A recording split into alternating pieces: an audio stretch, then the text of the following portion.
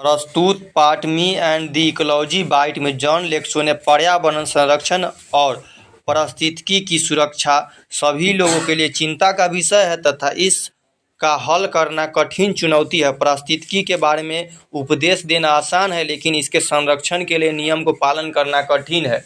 ये पूरा किताब में कि कोई को बता देना आसान है कि वो लकड़ी नहीं जलाओ, कागज नहीं जलाओ, तो इसको बोलते हैं उपदेश देना। लेकिन खुद कोई के प्रॉब्लम होता है तो लोग वही काम करते रहता है। तो ये बोले कि कोई के उपदेश दे देना बहुत आसान है कि काम नहीं करो, लेकिन वो काम खुद के करने लिए बहुत कठिन होता है। जैसे ज्योति समझती है कि ज्योति भाई के कह देगा कि काम नहीं करो, लेकिन खुद कर पाती है। तो इस तरह के वही होता है कि उपदेश देना आसान है, लेकिन उसको पालन करना कठिन है। इसीलिए पर्यावरण को बचाने के लिए सब बताया कि पानी मत जियान करो, न जियान करो, प्रदूषण न फैला, लेकिन उसको करना कोई से होता ना है। यही पर आगे लिखे है, ये निश्चित है कि लोग को आज मनुष्य और पारिस्थितिकी को जोड़ने के विज्ञान पर काम करना बहुत कठिन है। हर कोई इसके पक्ष में है, पर कोई कुछ करना नहीं चाहता है। कम से कम मैं कुछ कर रहा हूँ, क्योंकि मैं लोगों को बता रहा हूँ कि उन्हें क्या करना चाहिए, पर मुझे लोगों को पीछे बात करना ही मिलता है। तो लोग कह रहे हैं मैं कि लोग को तो समझ में नहीं आ रहा है, कम से कम लोग काम न कराए तो कम से कम मैं तो काम कर रहा हूँ। सब यही सोचता है कि वो ना कराए तो हम क्यों करें, तो ये कहे कि कोई करे ना करे, कम से कम मैं तो कर रहा हूँ। सबके न पता है तो मैं कम से कम बताता रहा हूँ इकोलॉजी के बारे में, परिस्थिति के बारे में, कैसे क्या करना चाहिए। आगे लिखते हैं, मैं इस पेपर के माध्यम से काम करूँगा। मेरे पापा ने ये रास्ता चुना था जब वो बच्चे थे, और मेरे घर काम के बीच मेरे पास इतना कम समय रहता है कि मेरे पास खेलने को समय नहीं रहता था। कभी कभी तो मैं कुछ ही पारिया खेल पाता था। छोटा बच्चा है, एक इतना को तो कहानी लिख रहा है, कोई गेम उम खेले कि ज़्यादा कुछ काम है तो बहुत गेम भी नहीं खेल पाते। पर जो भी हो, शनिवार को मैं पारिस्थितिकी संरक्षण पर काम करता हूँ। हर शनिवार के पर्यावरण के बचाने के लिए कुछ न कुछ काम करते रहते हैं।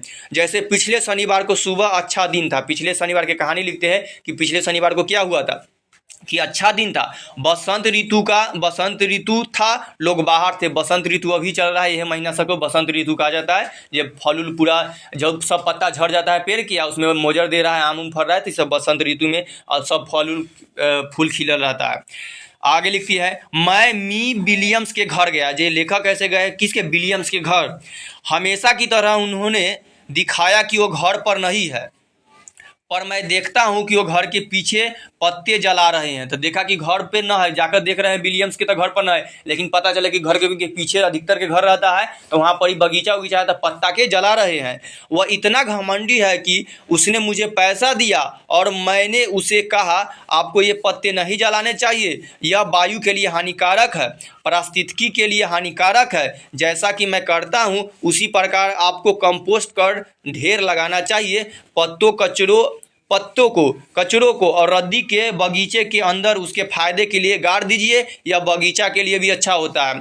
तो वो बोले कि वायु के लिए भी हानिकारक होता है और पारिस्थितिकी के लिए भी, क्योंकि जलाएंगे तो जो हवा में मिल जाएगा तो वायु हो गया, उसमें मिल जाएगा तो वो भी सांस लेने में प्रॉब्लम होगा। तो ये बोले इसको जलाइए नहीं, जो भी पत्ता है उसको डिकम्पोस्ट के मतलब हो रहा है कि उसको मिट्टी के अंदर में डाल दीजिए, कंपोस्ट होगा, फिर बांध के मिट्टी बन जाता है, तो ये कंपोस्ट हो जाएगा और फिर वो खाद भी बन जाता है, तो बगीचा के लिए भी अच्छा होगा। तो जितना भी कचरा हो, तो रद्दी के सामान हो, सबको नीचे मिट्टी में गाड़ दीजिए, अच्छा होगा। न तो यह मानते हैं और न उन्हें शर्म आता है, और कहते हैं जिम ये खाद बनाने का काम तुम्हारा है, मेरा नहीं।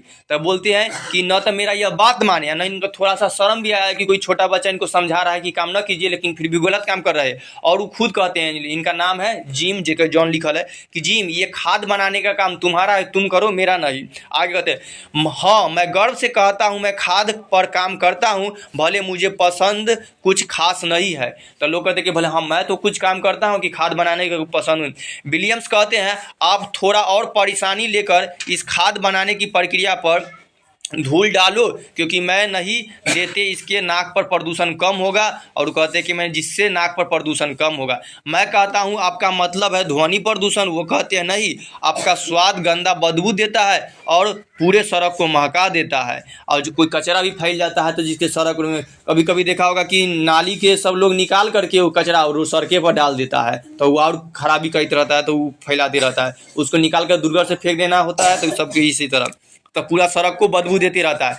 मुझे दुख होता है पर ये मुझे आगे बढ़ने से रोकता है। फिर मैं कुछ मांगने के लिए मिस ग्रीनी के पास जाता हूँ। आगे उसके बाद चल गए विलियम्स के घर से चल गए, उसके बाद इस तरह कर करके कि नहीं बन रहे थे। आगे उसके बाद दूसरा के घर गए, उनका नाम है मिस ग्रीनी के पास जाता हूँ। अगर मैं उन्हें श्रीमती गिरिनी बुला दूँ तो वह कहेंगी कि उनके पास कोई चेंज नहीं है। खाली बुला दे तो चेंज मतलब उनको लगता है कि खुला मांगे।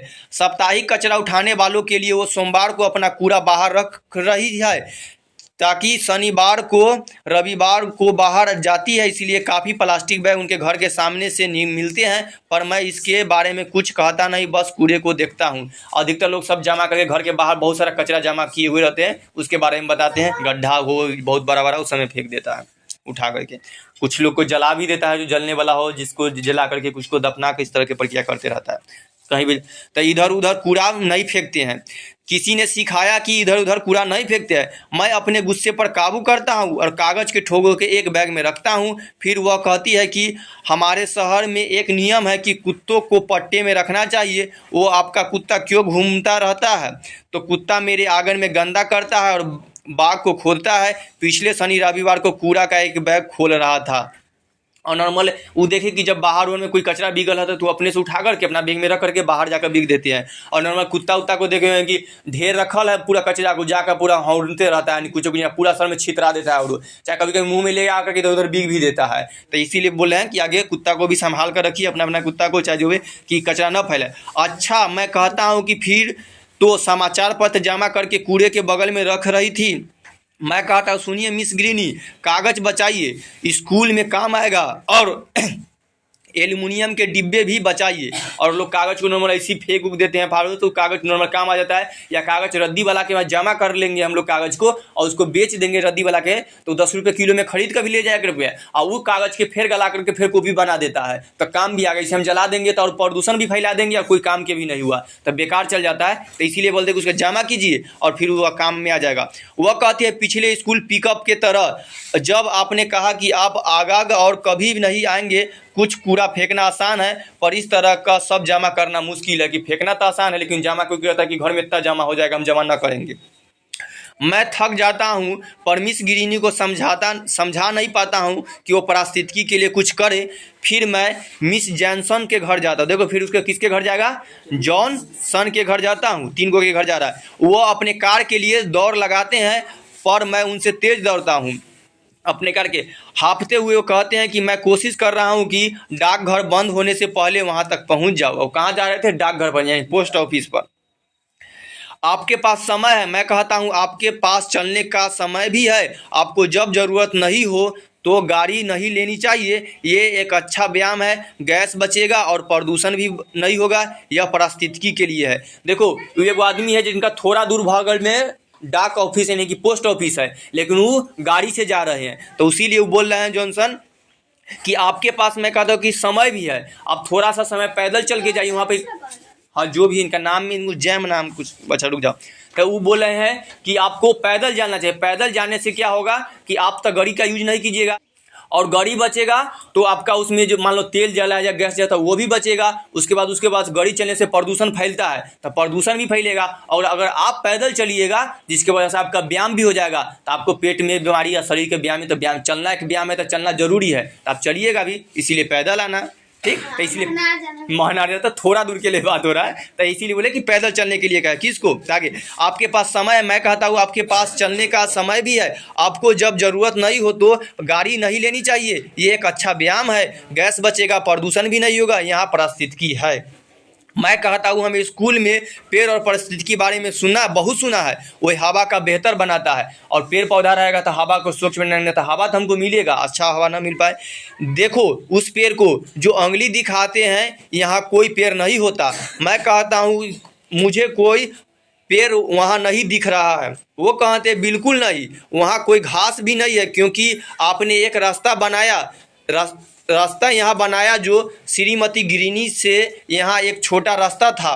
कुछ पेड़ बड़े हो रहे थे पर तुम उस पर कूद कर बर्बाद कर दिया, याद है? वो मैं कहता हूँ कभी कभी बहुत सारा घास, लेकिन रास्ता बनाने की वजह वहाँ के सब घास उस पेड़ पौधा खत्म हो जा रहा है। तो इसके हाँ, तो उसी रास्ते को ले कहते हैं। ओह कहते हो जब चले तो गाड़ी मत चलाओ और खुद पूरे गर्मी घर के पीछे अपनी गाड़ी चलाते रहते हो और सनो मोबाइल पूरे ठंड। क्या ये बर्बादी और ध्वनि प्रदूषण नहीं है? मैं कहता यह तो मनोरंजन है। वो कहते हैं अच्छा मुझे कार में डाकघर जाना पसंद है पर तुमने मुझे बहुत लेट कर दिया। और पागलों की तरह वो घर जाते हैं। ये दोनों के बीच में बात हो रहा था ना कि बात करने के भीड़ में लेट हो गया, तो इनको डाकघर जाना था लेकिन बात उसमें समझाने के भीड़ में लेट हो गया। और वो कहते हैं कि तुम तो खुद अति बजा बजा कर सुनते रहते हो, मुझे समझाने आए हो कि गाड़ी से न चलाइए। तब मुझे याद आया कि उसने मुझे पे नहीं किया पर मैंने अगले शनिवार तक रुकने का फैसला किया। कम से कम मैंने उसे एक बार अपनों कार से प्रदूषण करने को रोका तो तक कि कम से कम इतना तो दिए कि कम से कम एक कहियो तो रुकेगा। मैं रास्ते भर पारिस्थितिकी के बारे में बात नहीं किया। ये बहुत बोरिंग है कि पारिस्थितिकी को बचाना, कोई के बहुत बार समझाते रहेंगे कि पर तो बोरिंग लगेगा इसलिए बात नहीं की। पर मैं जब घर जाता हूँ तो देखता हूँ कि मेरी माँ बिजली का मिक्सर इस्तेमाल कर रही है। बिजली का भी कम यूज करने के लिए ये भी सब चीज़ के लिए वजह। बिजली बनने में बहुत सारा कोयला का यूज होता है और कोयला जलता है तो बहुत सारा धुआं होता है, तो वो भी प्रॉब्लम पर करता है। तो इसके लिए बिजली का उपयोग भी कम करने के लिए कर रहे हैं आपको इस। हाँ जाकर देखिए, वो जाकर घर पर जाकर देखिए तो उनकी माँ खुद बिजली का मिक्सर इस्तेमाल करें, यानी कि जो मसाला पीसने वाला होता है मिक्सर, ओकरे घर में हो रहा है। वही तब बोले हैं, ये में वो बता रहे हैं कि लोग के उपदेश देना बहुत आसान है लेकिन उसको पालन करना बहुत कठिन है। वो खुद कह रहे हैं लेकिन उसको खुद कंट्रोल ना हो रहा है। आपको इस बिना बिजली के मशीन से रोकना चाहिए, बिजली बचाइए। महिलाएं बहुत बिजली का चीज़ इस्तेमाल करती है। मैंने कहा, वो बहुत धीमे से कहती है, मैंने कौन एक दिन 27 घंटे टीवी देखता हूँ, अगर कितना पूरा दिन टीवी देखते रहता है। ये किसी तरह का अलग बिजली है, एक अलग बिजली खपत हो रहा है। ये भी हो मतलब कि 2 दिन तक दिखाई रहे। देखो मैंने क्या कहना चाहता हूँ, कोई भी परिस्थिति के लिए कुछ करता नहीं है सिवाय मेरे, कोई भी सुनता नहीं है। अब आगे लास्ट में बोल कर ख़त्म हो गया कि देखो मैंने क्या कहना चाहता हूँ, कि मैंने इतना दूर में क्या समझाना चाहते से कहे कि देखो कोई भी परिस्थिति के लिए कुछ करता नहीं है और सिवाय मेरे कोई भी सुनता भी नहीं है। इतना ही खाली हम इतना कहानी पर ख़त्म हो गया।